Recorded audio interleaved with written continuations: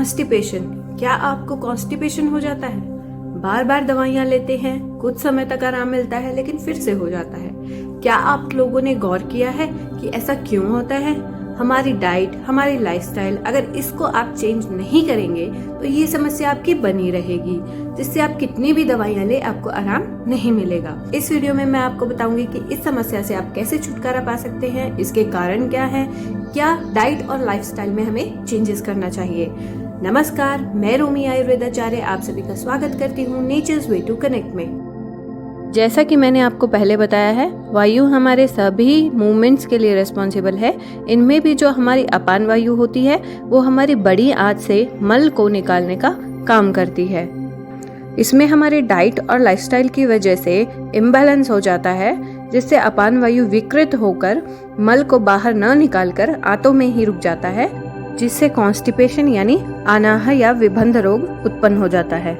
या इसको दूसरे नजरिए से समझे तो जो हमारी बड़ी आंतें होती हैं वो हमारे खाने से जो बचा हुआ न्यूट्रिएंट्स और वाटर है उसको एब्जॉर्ब करती है। उसके बाद जो हमारी लार्ज इंटेस्टाइन की जो रिदमिक मूवमेंट होती है, जिसे पेरिस्टाल्टिक मूवमेंट बोलते हैं, वो उस खाने को यानी उस स्टूल को जो स्टूल फॉर्म में बन जाता है उसे आगे की तरफ पुश करती है ताकि उसको बाहर निकाला जा सके।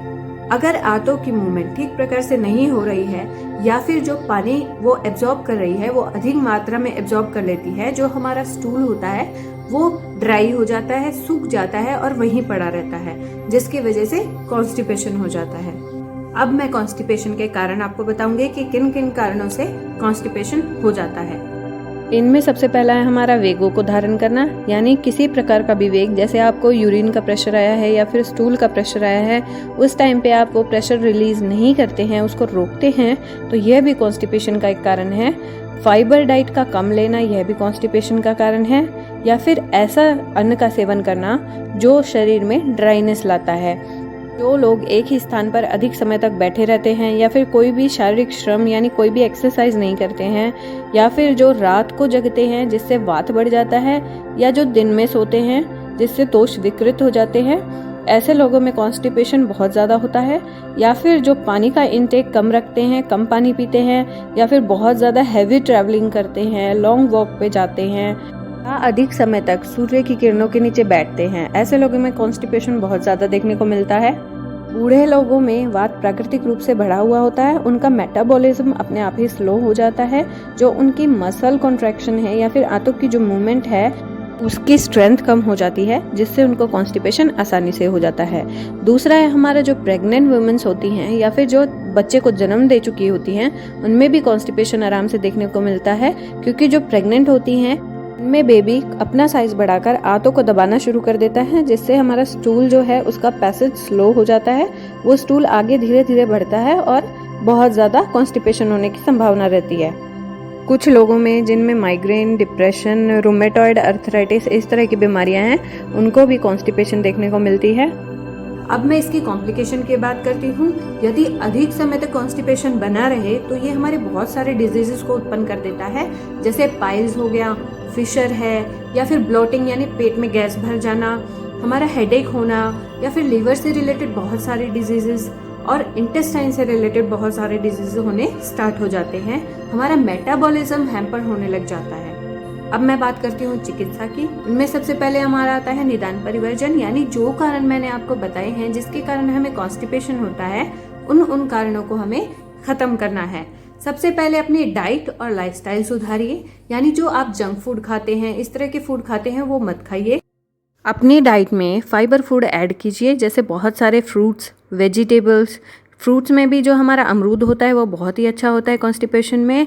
पपीता हो गया, कॉर्न, रेजिन्स, किशमिश, ऑरेंज, फ्लैक्स सीड्स, जौ की रोटी, मूंग की दाल, लहसुन, अदरक, नींबू, अजवाइन, सौंफ, ये बहुत ही हेल्प करते हैं कॉन्स्टिपेशन को क्योर करने में। अधिक मात्रा में पानी लेना चाहिए और गुनगुना पानी हो तो वो बहुत ही अच्छा है। जो लोग चाय कॉफ़ी लेते हैं उन्हें चाय कॉफ़ी बंद कर देनी चाहिए, और जिन लोगों को अधिक कॉन्स्टिपेशन रहता है उन्हें दूध से बने पदार्थ होते हैं जैसे दही हो गया, दूध हो गया, पनीर हो गया, इस तरह की चीज़ें कम लेनी चाहिए।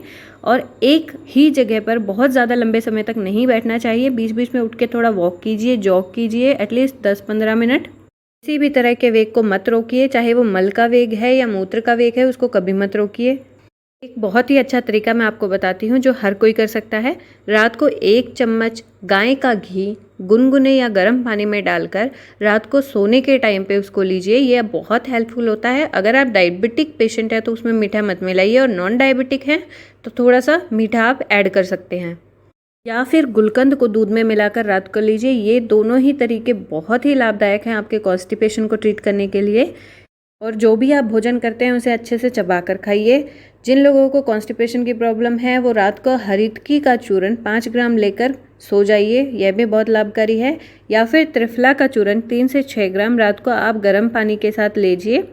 अगला है हमारा एरंड के 2 से 4 पत्ते आप लीजिए, उन्हें फाइन पेस्ट बना लीजिए, उसमें थोड़ा एलोवेरा का पल्प ऐड कर दीजिए। यह भी आपके कॉन्स्टिपेशन में बहुत ही आराम करेगा।